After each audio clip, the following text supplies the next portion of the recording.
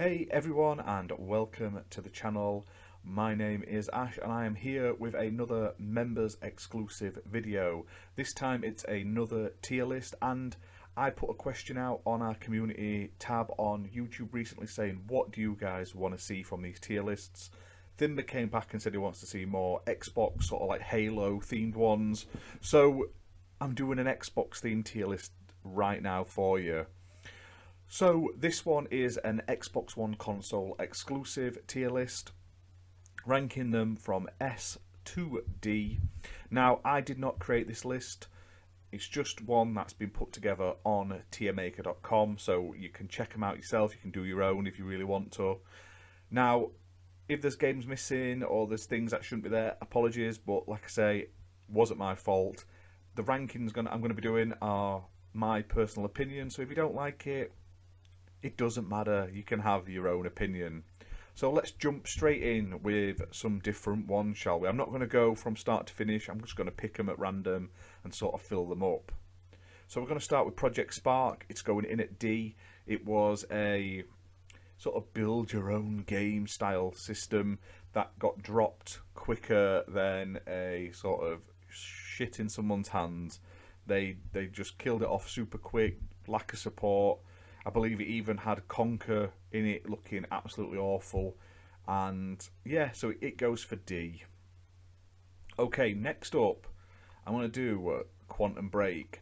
Now, I'm giving this an A. Some people may not agree with me here, but I played this, and I never played it at launch.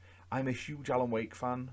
Like, it's one of my favourite games of all time, Alan Wake. And then I just never played Quantum Break. And I've still not played Control. It's on my list. So I went and played Control last year. Absolutely loved it. I loved the story. I loved the sort of rewind time, sort of mechanic ability sort of thing. I loved the way they'd implemented the live action TV segments into the game. Reminded me of how they did the TV sections for Alan Wake, but then they didn't actually put them in the game. They released them separately on Xbox. But yeah, overall really good. Deserves a sequel. I've even bought the novel, like a tie-in novel for it. I haven't read it yet, but I have it. I'll be reading it soon. I'll let you know what I think of it. But yeah, it got a bit of traction recently on Twitter. I'd love to see another one of it. Right, what's next? What's next? Titanfall B. It's a really good game. Titanfall, like, really decent. It's just not as good as Titanfall 2. Titanfall 2 is amazing. Whereas Titanfall 1, it had the base of a good game. It just never utilised it as well as Titanfall 2 did. So it's going in B. Pretty decent game. I'd like to say, not bad at all. What's next? Another one. I'm putting this in B. You all know which one it is. I didn't mind this at all. Like I say, it's a fun little team-based arena shooter game. I liked Bleeding Edge. It's fun. It's fun in short bursts. It just got left to rot. Like, they brought out like a couple of characters and like a map or two and a couple of new game modes, and that was it. And it's a shame because, like, if it had the support of all those other games that came out, it like those sort of live service games, it could have been really good. And I feel like they should have given it some like exclusive Game Pass content and stuff like that, and they never did. But it's a fun little game. Easy 1,000 gamer score as well. If you're just playing it for fun, you'll rack them up just by playing along. So highly recommend checking it out. Scream Ride is going down to C. It's not the worst game I've played. I'm saving D for games I really didn't like. But Scream Ride, it just wasn't my cup of tea. I love a like Roller Coaster Tycoon theme park style games, but this just wasn't it for me. What's next? What's next? What do you want to see, guys? Should we go in with a... We'll start on some of the Forzas. So, we're going to stick... I assume that is Forza 4, I believe. I'm wrong. If I'm wrong, it's going in B. It's not a bad game at all, but is what it is. Rare Replay is going in S. You may not like that, but for a game that it's got so many games included in it and so many good games. There are some dog poo games in Rare Replay, which is just part of the collection. For every sort of nugget of gold, there's a nugget of poo in there. Do you know what I mean? But overall, it combines pretty much most of Rare's iconic games. It's now much more complete. Now they've added GoldenEye in there as well. So S, just for the complete package. And because of that, and I'm not going off how they launched. I'm not going off where they started. I'm going off how they were when I played them. And if they've got better since then and I haven't tried it or I don't know, then I can't rate it any higher. So I'm also putting Master Chief Collection up there. Yes, it launched and it was terrible, but my God, they've fixed a lot of it. It's so complete with so many different campaigns. They've added like Reach and stuff like that. The multiplayer's on point. It's so much better than Infinite's multiplayer. There's just so much more content. Right, what else have we got? Gears Ultimate is going in A. A great game made better by having all the bells and whistles attached to it. Absolutely fantastic. Right. Killer Instinct is going to be, for me, it's an alright fighter. It's just not my fighting game. It's not my cup of tea. Phantom Dust, D for me. This is a remaster of an original Xbox game that again got re-released onto the Xbox One after they cancelled the remake for some reason. I believe it's free to play as well now. I'm sure it pops up on the free to play section of the Xbox store. It looks and plays like an Xbox One game, and that's where it will stay. Fable Fortune. It's the card game of Fable. It's going in D because it's not very good. I love Fable so much, and it makes me sad that I'm doing a whole Xbox One exclusives and there's no Fable bar a card game. That hurts me inside. Now, I must point out, I don't think there's any Kinect games in this. There will be some with Kinect features, but they're not all Kinect based, so they have non-Kinect functions. Looking at it, like I say, there may be some others that were Kinect only, but we're only focusing on games that were standard. I believe that after the 360 there wasn't any sort of Kinect focused games for Xbox when it had Kinect, but they were all just tacked on as such. Right, what else do we have? D4, it was okay. I got it free, but wasn't that great. Try to go through and pick these in order. This is going to be one that's going to annoy a lot of people. The Falconeer, D. Could not get on with the Falconeer. Oh my God, it bored the living tripe out of me. I just didn't. It just wasn't fun. It just played. To me, it played terribly. So it gets shoved down in D. Right, next up, we've got Gears Tactics. B. It's not a bad game. Could do better. Middle of the road sort of thing. Right, next up, another Forza. Right, one of these is Forza 4, one of them is Forza 5. So Forza 4 I'm putting in C, Forza 5 I'm putting in B, basically. I can't see the pictures and I can't remember what the covers were. I'm not the biggest Forza Motorsport fan. Like Forza 6 I didn't enjoy that much, so it's going in C. So that's 4 and 6, and 5 I'll keep in B, because going off memory, I may be totally wrong there, but that's how I'm doing it. Flip them two around if the pictures are wrong. Phantasy Star Online 2, it's going in C. It looks and plays like a last gen game.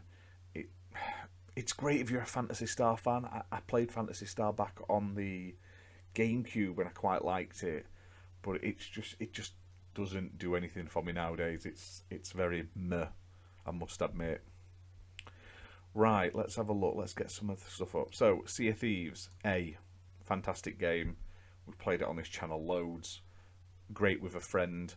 If it had a single player mode or a private mode where I could literally play with just my friends or just against the computer, it'd be an S. But I know it's Sea of Thieves, not Sea of Friends, but it's not enjoyable as a solo game 90% of the time.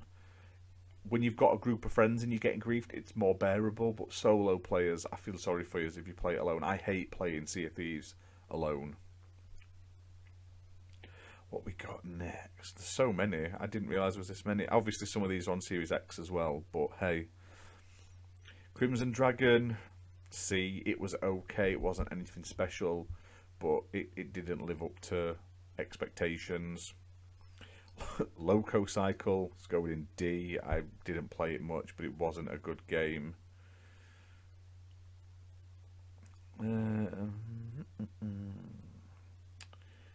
Forza Horizon 2 A, Forza Horizon 3 S, and Forza Horizon 4S.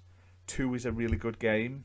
Looks fantastic on the Xbox One. Looks amazing on the Series X with all the upgrades and stuff they put on it. 2 is just limited compared to 3 and 4. 3 and 4, like 3 with Australia, literally perfects it. Looks amazing, plays amazing. 4 in England, absolutely fantastic as well.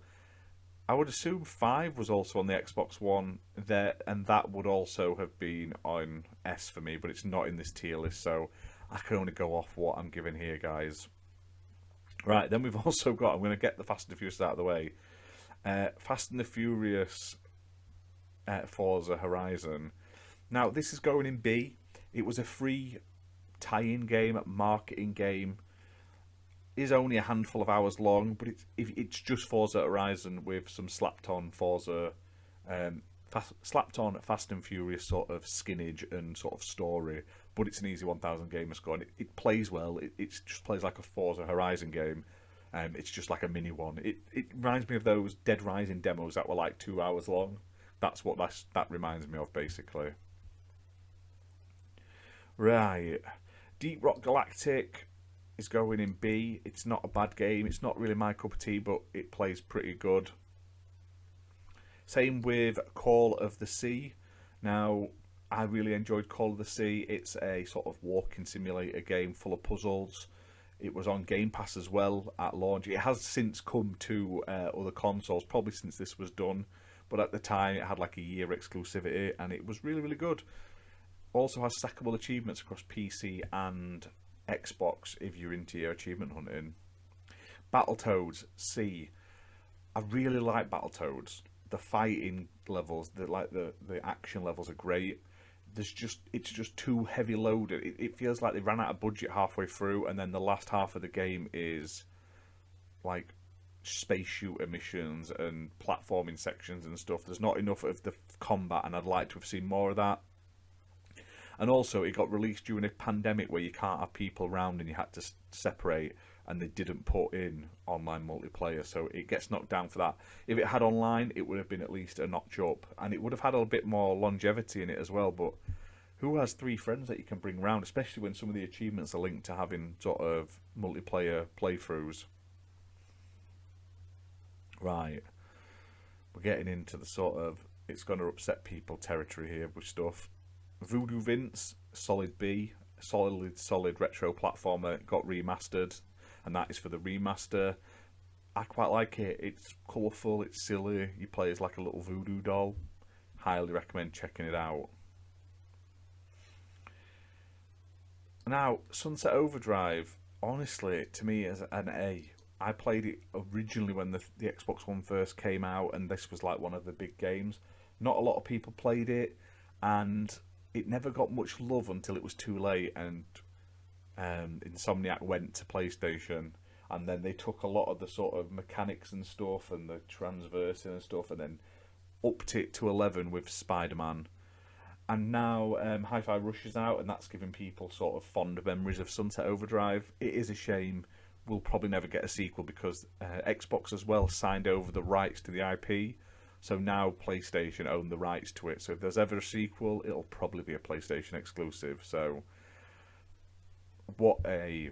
Yet again, Microsoft shooting themselves in the foot. Right, we've got a lot of stuff here. State of Decay 1, C. I'm not saying State of Decay 1's a bad game. It wasn't perfect by any means. State of Decay 2 is a solid B. It's not perfect either, but it is better in every way than State of Decay 1. I do quite like State of Decay 2. It has a lot of different options and modes and multiplayers. I like the horde mode and stuff like that where you have to survive, the wave sort of stuff. It's a bit too slow and clunky and too time consuming for me. It feels like you're playing an MMO without being in an MMO, and I'd like it a bit faster paced and stuff like that. But it is fun with friends, and especially now they've added the extra modes. So Tell Me Why is going to an A for me. I love Don't Nod. Like, they are one of my favourite developers. They do these episodic games. They did the original Life is Strange. They should do more games like that. It works so well on Game Pass as well. Like, you've got to subscribe, and they bring one out every week. Perfect. You've got a whole month worth of logging back into Game Pass to play a game. They could have even split it over 2 months, and then you've got to pay twice for like in a selling kind of way, a business kind of way. I feel like they missed the trick by not having more of these type of games on Game Pass. And Tell Me Why is great. It got a bit of backlash because obviously it involves like a openly transsexual main character. Doesn't matter, the story's great. I like how the two main characters are connected and stuff. Really, really cool. And yeah, it was like jumping back into a Life is Strange game, but looks fantastic. It was one of their nicest looking games they've done. Right, we have Disneyland Adventures, I believe it's called. B, solid B. It was originally a Kinect game on the 360. They re-released it, like, and upgraded it and stuff on the Xbox One. It's co-op. You can play it with Kinect, or you can just play it with controller. You basically walk around Disneyland collecting stamps for the characters and stuff, and all the rides are like mini games and stuff, like mini levels. Really fun, and kids will love it. My kids really love it, and it's co-op as well, which is nice. Halo 5 is getting put into... Did I like Halo 5 or did I not like Halo 5 that much? It's a B. It's a B game, Halo 5. It's not bad. It's just not the best Halo. Halo Spartan Assault is a C. It's just a twin stick shooter. It's not that great. Rise. I know people are like, it's an A. It's not. It's not an A game. It looks fantastic. Rise is a beautiful game. Even today, it looks better than a lot of modern day games. But gameplay wise, because it was a Kinect focus game, you didn't have to use Kinect, but it was a very Kinect focus game at launch. And a lot of the mechanics, and it's very slow and clunky where it's waiting for you to do your movements and such. Still cool, still graphic, still a good story, but it's a solid B. It doesn't reach A. I'm sorry, guys. I'm sorry. I'm so sorry. Dead Rising 3, for me, is an A. You may not like it. I think it's a solid A. It took the Dead Rising formula, brought it into next gen. You had massive areas with tons and tons more zombies. It had online multiplayer and stuff like that. I really enjoyed it. Is it the best Dead Rising? No. But for me, it's a solid game. I need to go back to it and play all the DLC because I picked up like the gold edition or something, like the deluxe with all the content in digitally recently. So I need to go back and replay it. Only downside to it, doesn't have Frank West as the main character. Literally, Frank West is the best character in Dead Rising, makes it so much better. And we did get Dead Rising 4, but it wasn't an Xbox exclusive. Dead Rising 3 was the last Xbox exclusive Dead Rising. That's a series and an IP I would love Microsoft to fund, because Capcom clearly don't want to do it because they had all the trouble with Dead Rising 4. It didn't do fantastic. Had a lot of development hell. There's great videos online about it. But I still enjoyed 4. But I'd love to see a new Dead Rising Xbox exclusive. We've got Gears 4 B, soz guys. Gears 5 though, solid A. Gears 5 is a really, really good game. Really enjoy it. Looks fantastic, plays great, especially on like a Series S and X. Fantastic game. Wasteland B. It's not my cup of tea, but they've done a fantastic job with it. Some of the dialogue in it is shocking, and they push the boundaries with it, so I highly recommend you play it. Zoo Tycoon B. I would give it an A in Sims, but it's not as good as the old Zoo Tycoons, unfortunately. But if you've got an itch for a management game, it's not bad, and it's got co-op as well. You can drive around and stuff like that in it, which is quite fun.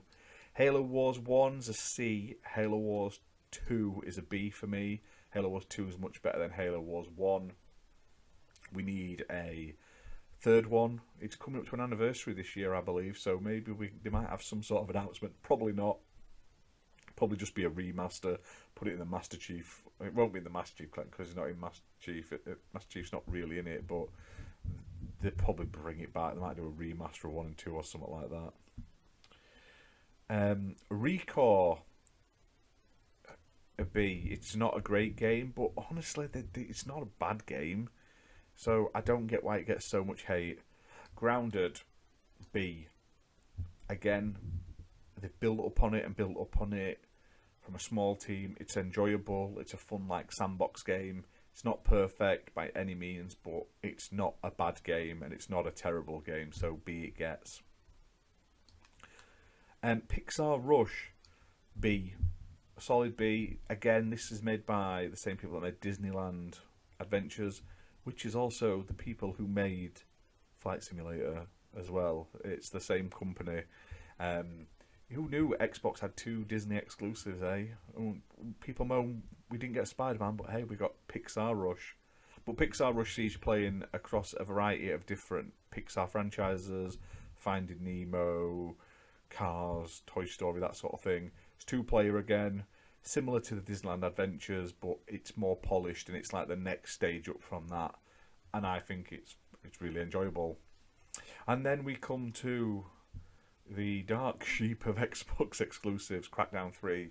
That they announced all that cloud demo, didn't they? And it all backfired on them basically because people complained and didn't like that they took some of it out when it went to like it changed sort of developers mid-cycle, or I say developers, it changed how they were building it and the way they were going with it midway through development, so they didn't have all the destructibleness in the single player. But honestly, it's not a bad Crackdown game. It's no Crackdown 1. Crackdown 1 is still the best, but Crackdown 2 was terrible. Crackdown 3 is a massive step up over Crackdown 2. It looks great, it handles great, and it's got Terry Crews as a playable character. What more do you guys want? So for that, I'm sticking it in B again, guys, because why the hell not? I really enjoy it. It's co-op. It had multiplayer. They have now shut down the servers for Wrecking Crew, unfortunately. But thanks to Wrecking Crew, you have the XBL Party podcast, which has now led to the XPN network. So without that, this channel in its current form probably wouldn't exist. So you've got to thank Crackdown 3 for that. So that is my list. What do you guys think? I think that S tier is pretty fair. Like 2 of the best racing games ever made and 2 fantastic collections of games. One had a bit of an issue at launch, but it's fantastic now. And then as you work your way down, like I say, I think that's a fair list in my opinion. But let me know in the comments what you guys think, what you didn't like, where would you rate games, what are your S and D tier games and stuff like that. And also get over onto the community tab and let me know what other tier list you want to see in the future. But that's it for this video, guys. Hope you enjoyed it. If you have, hit that like button, and we'll see you soon for more content. Bye for now.